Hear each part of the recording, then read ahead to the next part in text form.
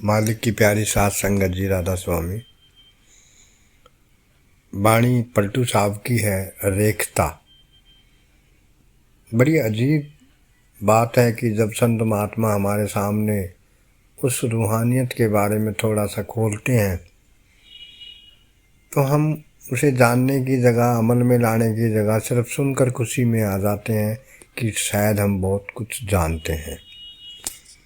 मगर पलटू साहब हमें समझा रहे हैं कि भाई कुछ भी नहीं पता आपको, संतों की गति संत ही जानते हैं।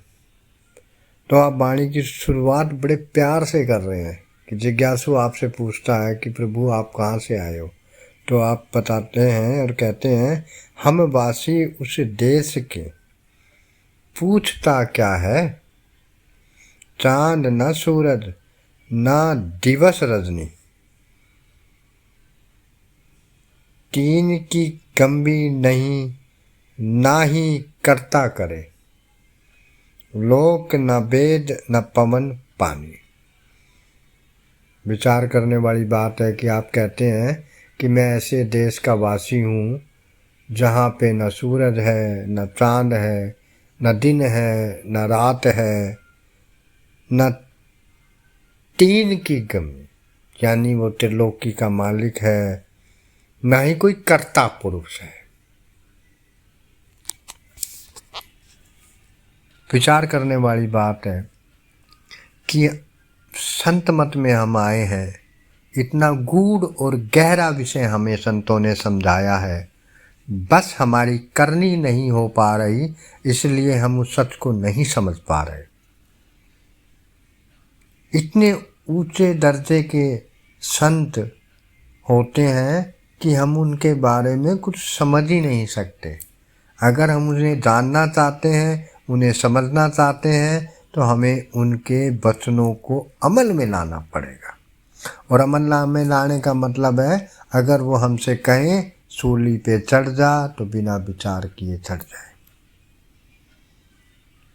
आशिकी इतनी सहज नहीं, करे जो आशिकी, सिर तार धरे सतगुरु के चरणी। कि ये जो प्रेम का मार्ग है, ये जो भक्ति का मार्ग है, इतना आसान नहीं है। इस पर तो वो ही चल सकता है जो अपने हाथों से सर काट के अपने सतगुरु के चरणों में भेंट कर सकता है। हम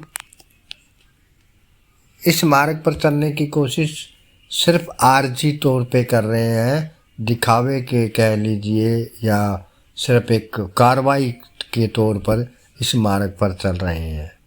मगर संत हमसे क्या मांग रहे हैं कि भाई सूली पे चढ़ने का भी अगर उपदेश दे तो हमें विचार करना ही नहीं है, चढ़ जाना है। मेरा भाई क्या कहती है सूली ऊपर सेज पिया की, जिस किस बद मिलना होए, री मैं तो प्रेम दीवानी, मेरा दर्द न जाने कोई।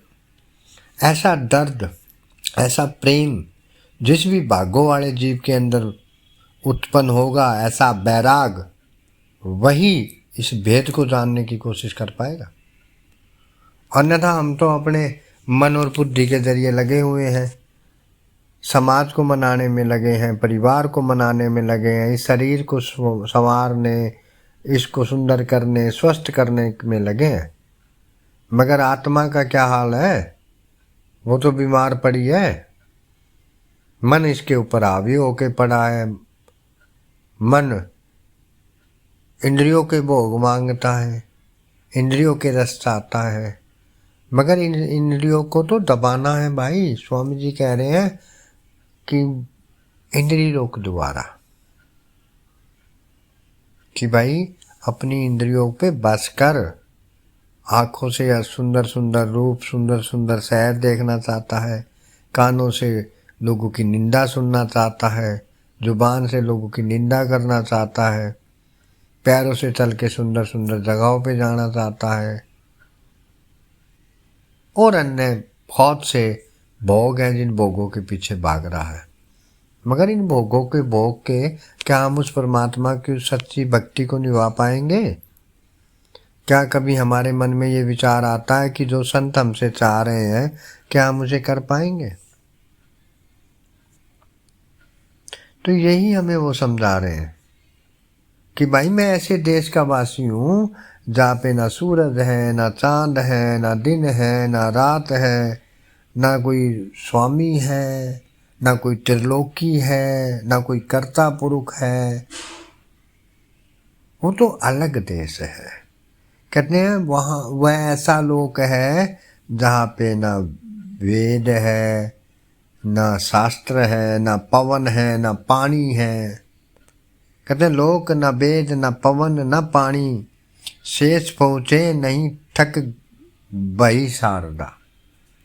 कि ऐसे देश से हम आए हैं, ये जो संत महात्मा हमारे बीच में आके बैठे हैं, ये कहाँ से आए हैं जहाँ पे न शेष पहुँच सकता यानी कि शेषनाग पहुँच सकता, न शारदा यानी कि सरस्वती पहुँच सकती, न जुबान के जरिए उसे जिक्र में लाया जा सकता। वहाँ तो कुछ नहीं जा सकता। वहाँ तो हम करनी करेंगे। जब सूरत अंदर जाएगी और उस सच को पहचानेगी, उस शब्द के साथ जुड़ेगी, तो वो शब्द खींच के हमें वहाँ लेके जाएगा। वहाँ अकल नहीं जाती, वहाँ विज्ञान के जरिए नहीं जा सकता, वहाँ शारीरिक बुद्धि के जरिए, शारीरिक ताकत के जरिए नहीं जा सकता। कहते ज्ञान ना ध्यान ना ब्रह्म ज्ञानी, वहाँ पे तो ना कोई ज्ञानी जा सकता, ना कोई ध्यानी जा सकता, ना कोई ब्रह्म ज्ञानी जा सकता। वहाँ कुछ नहीं जा सकता। वो सबसे न्यारा है, ऐसे देश के हैं। कबीर साहब भी कह रहे हैं, हम वासी उस देश के जहाँ जात वर्ण कुल ना है, शब्द मिलावा होए रहा देह मिलावा ना है। अब जानते तो हम सब कुछ है, सुना तो हमने बहुत कुछ है। संतों के जरिए हम वाणियाँ सुनते हैं, संतों के सत्संग सुनते हैं। अमल कितना है? अमल नहीं है, बार बार फिर रहे हैं, अकल बुद्धि के जरिए इसको जानने की कोशिश कर रहे हैं। जो संत महात्मा हमें कह रहे हैं, बाबा जी भी कई बार कह चुके हैं कि अगर आप भक्ति के मार्ग पे चलना चाहते हो, कम खाना, कम बोलना और कम सोने को अपनाओ।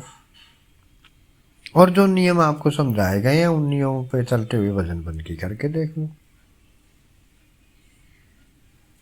यही चीज हमें पलटू साहब समझा रहे हैं।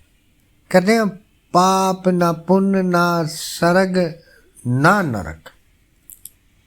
वहाँ पे ना पाप है, ना पुण्य है, ना स्वर्ग है, ना नरक है। सूरत ना शब्द ना तीन तानी। वहाँ पे ना सूरत है, ना वहाँ शब्द है, ना तीन है, ना तानी। एक आम भाषा में बात आती है, न तीन न तेरा। तो आप पलटू साहब भी यही कह रहे हैं, वहाँ कुछ नहीं है, वहाँ केवल वही वो है जो इस सृष्टि का मालिक है। स्वामी जी एक जगह कहते हैं कि सृष्टि का मालिक कौन है, तो आप अपनी वाणी में समझा रहे हैं, तीन लोक का जो नाथ कहावे, सो भी इनके हाथ ना आवे। चौथे लोक बसै के स्वामी, जीव अंश उस अंतर्यामी। माफ कीजिएगा, तुलसी साहब जी की बात है ये, हाथरस वाले। तो वहाँ पे न पाप जाता, न पुण्य जाता, न वहाँ स्वर्ग है, न नरक है, न वहाँ सुरत जा सकती, न वहाँ शब्द जा सकता। वहाँ कुछ नहीं जाता। वहाँ केवल और केवल उस परमात्मा का प्रेम और गुरु का हुक्म हमें वहाँ लेके जाता है। उनके हुक्म में रह के जब हम अंतर में जाएंगे, वो सच्ची वाणी, वो सच्चा प्रकाश जब हमारे अंदर प्रकट होगा, वो लफ्ज़ों के जरिए नहीं समझाया जा सकता। संतों ने इशारे दिए हैं, कोई जो अंदर जाता है वो भी नहीं बताने लगा हमें कि वहाँ क्या है। अमल में आना है ना, बार बार विनती करी जा रही है, अमल में आना है। एक बार मौका मिला है। हुजूर भी समझाया करते थे, बाबा जी भी समझाते हैं, गुरु घर की वाणी है कि लख 84 जून सवाई, मानस को प्रबुद्धि बढ़ियाई, मौका मिला है इस पौड़ी ते जो नर चुक्या, सो आवे जावे दुख पाएगा। सुनते हैं, क्या कभी एहसास होता है कि क्या हम जो परमात्मा ने हमें समझाया है उस पर अमल कर रहे हैं? क्या हम उनके बताए हुए मार्ग पे चल रहे हैं? अगर चल रहे हैं तो मुबारक है। अगर अंतर में हमारी लाग लगी है, डोर जुड़ी है, तो मुबारक है। अन्यथा गुरु घर की वाणी है, सो आवे जावे दुख पाएगा। तो आप फिर आगे क्या कह रहे हैं? आप कहते हैं अखिल न लोक है, ना ही परजंत है। ना वहाँ पे लोक हैं कि वहाँ पे कोई खंड है, ब्रह्मांड है, इस तरह के, ना वहाँ कोई लोक है, ना वहाँ पे प्रजा है, ना वहाँ पे जनता है। वहाँ केवल वो खुद अकेला है, खुद ही है। आप खुद ही में खुद ही खुदा है। वो किसी का मोहताज नहीं है। वो वहाँ से बैठ के यहाँ सारी सृष्टि को चला रहा है। उसको जानने के लिए हमें संतों के वचनों को अपने जीवन में डालना है। उसको समझेंगे कैसे? हम उसे पहचान कैसे सकते हैं? फिर आप कहते हैं हद अनहद ना उठे बाणी, कि भाई ऐसा मत सोचना वहाँ पे हद की बाणी है, अनहद की बाणी है, वहाँ पे ना इनमें से कोई भी नहीं जा सकता। इनका सहारा लेके आप वहाँ तक पहुँचोगे, लेकिन ये भी वहाँ नहीं जाते। अपने बारे में दर्शा रहे हैं कि मैं किस देश का वासी हूँ, मैं कहाँ से आया हूँ। शुरुआत कहाँ से करी? आप कहते हैं हम वासी उस देश के, का पूछत है क्या, के पूछता है क्या, कि तू क्या पूछ रहा है? तू समझ ही नहीं सकता। तेरे को अगर बता भी रहा हूँ तो तब भी नहीं समझ सकता, क्योंकि जब तक तू जाएगा नहीं समझ भी नहीं सकता। फिर अंत में क्या कह रहे हैं पलटू साहब? आप कहते हैं पलटू दास कहे सुन भी ना ही है, कि जैसे कोई सोचता हो वहाँ सुन है, वहाँ सुन है, ये भी कुछ नहीं है। संत की बात को संत ही जाने, कि जो मैं बोल रहा हूँ, जो मैं समझा रहा हूँ, इसको समझने के लिए आपको अमल में आके उस चीज़ को जाके महसूस करना पड़ेगा। तब समझ में आएगा कि मैंने क्या बोला है। ठीक है, तूने पूछा, मैंने बता दिया मैं कैसे देश का वासी हूँ। वहाँ कुछ जिस ज्ञान को लेके तू मेरे सामने बैठा है, जो बड़ी बड़ी गल्ला तू मेरे सामने कर रहा है, भाई ये गल्ला है। कबीर साहब ने भी एक जगह कहा है कि तुम कहते कागज की लेखी और मैं कहता अखन की देखी। बाबा जी भी अक्सर कहते हैं ना मोतुल ना पूजे सब डिट्टी ठोक बजाई, कि भाई कोई सुनी सुनाई बात नहीं कर रहे, पहले उस चीज को महसूस किया है तब समझाने बैठे हैं। तो अंत में पलटू साहब ने कह दिया कि संत की बात को संत ही जाने, कि भाई ये ऐसा मार्ग है, इस मार्ग पर जो चलेगा, जो उस चीज़ को अपने अंतर में एहसास करेगा, जो उसे महसूस करेगा, वही इस चीज़ को समझ पाएगा।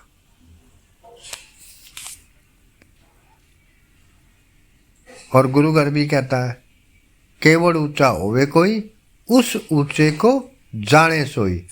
कितने भी सत्संग सुन लिए जाए, कितने भी दर्शन कर लिए जाए, कितनी भी सेवा कर ली जाए, जब तक हम उनके हुक्म को नहीं मानेंगे, तब तक हम उनके असल उपदेश को नहीं समझ सकते।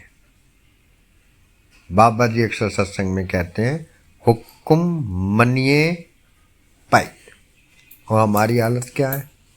हम कितना हुक्म मानते हैं?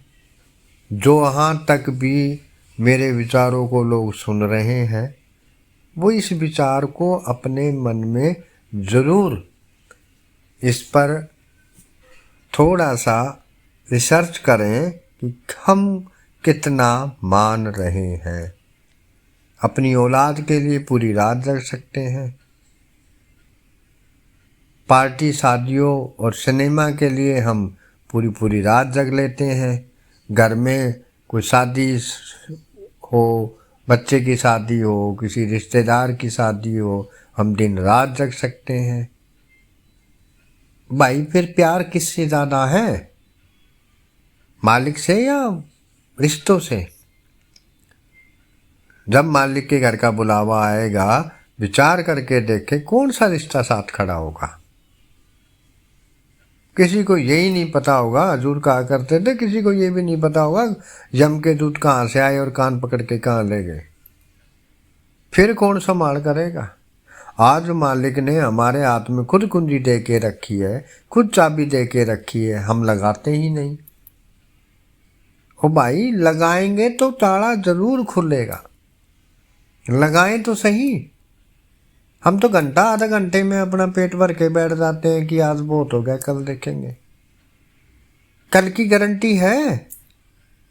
पता है मौत कब आनी है और जब आएगी बता के आएगी क्या?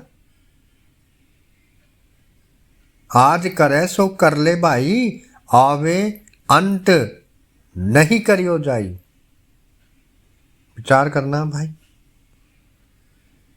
आज हमारे पास समय है, कल पे नहीं टालना। आज करे सो कर ले भाई, आवे अंत न करियो जाए। बाबा बुद्धे साहब एक जगह कह रहे हैं कि भाई आज है हमारे पास, कल नहीं है। जागो जिस जागना अभी जागन की बार, फिर जागे से क्या भय जब सोवे पैर पसार। आज हमारे पास समय है। बुजुर्ग लोग ये बहाना करके खड़े हो जा रहे हैं कि भाई अब उम्र नहीं है, शरीर साथ नहीं देता। जवान लोग ये बहाना करके खड़े हो जाते हैं अभी इंजॉय का टाइम है, थोड़ी सी उम्र बढ़ जाएगी, बच्चों की जिम्मेदारी पूरी हो जाएगी तब कर लेंगे। और भाई किस मुकालते में बैठे हैं? किसको पता है कि अगली श्वास आएगी कि नहीं आएगी? किसे पता है आज का सूरज देखा है, कल का देखने को मिलेगा कि नहीं मिलेगा? भक्ति का समय कल पे क्यों, आज पर क्यों नहीं? विचार करने वाली बात है भाई। इसलिए संगत से विनती करी जाती है कि मालिक से अगर प्यार करते हैं, मालिक पे अगर भरोसा करते हैं और ये पूरी जिम्मेदारी के साथ वादा करके आए हैं कि हम उसे निभाएंगे, तो भाई निभाना है। अगर नहीं निभाएंगे तो हम किसी को ज़बरदस्ती नहीं कह सकते कि हम क्यों 84 में जा रहे हैं। कहीं ऐसा ना हो, बाबा जी अक्सर कहते हैं, कहीं ऐसा ना हो कि परमात्मा पूछ ले कौन है ये, क्योंकि आज हम उन्हें नज़रअंदाज करके बैठे हैं। खाली उनके सत्संग में जाना, उनके वचनों को सुनना भक्ति नहीं है, उनकी बातों पे अमल करना भक्ति है। बाबा जी अक्सर सत्संग में कहते हैं, बच्चा कितना भी प्यार का दावा करे, अगर बात नहीं मानता तो उसका प्यार नहीं है। इसलिए अपने जीवन को सुधारने के लिए, अपने मूल उद्देश्य को पूरा करने के लिए, अपने संतों, अपने सतगुरुओं का सम्मान रखने के लिए उनके बताए हुए मार्ग पर पूरी जिम्मेदारी के साथ चलना है। अपना शीश देना भी पड़े तो देना है। कबीर साहब कहते हैं, जा मरने ते जग डरे, मेरे मन आनंद, मरने ही ते पाइए पूर्ण परमानंद। और यही संतों का उपदेश है, जीते जी मरिए, बहुत सागर तरिए। हम लोग इस मुकालते में ना रहे कि अगर हम अंतर में नहीं जाएंगे या भजन बंदगी नहीं करेंगे तो संत महात्मा हमें ले जाएंगे। ऐसा कभी नहीं होता कि एक स्कूल में पढ़ने वाला बच्चा और वो पेपर ना दे या एग्ज़ाम अच्छे से ना कर पाए तो टीचर ग्रेस करके उसे पास करेंगे। ईमानदारी गुरु के अंदर भी उतनी ही है जितनी उस परमात्मा से वो प्रॉमिस करके आए हैं।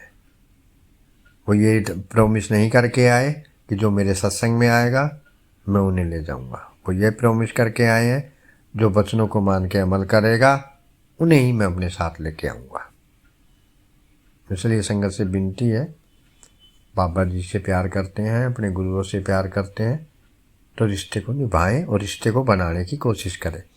दिखावे का रिश्ता संत महात्मा नहीं मानते। राधा स्वामी।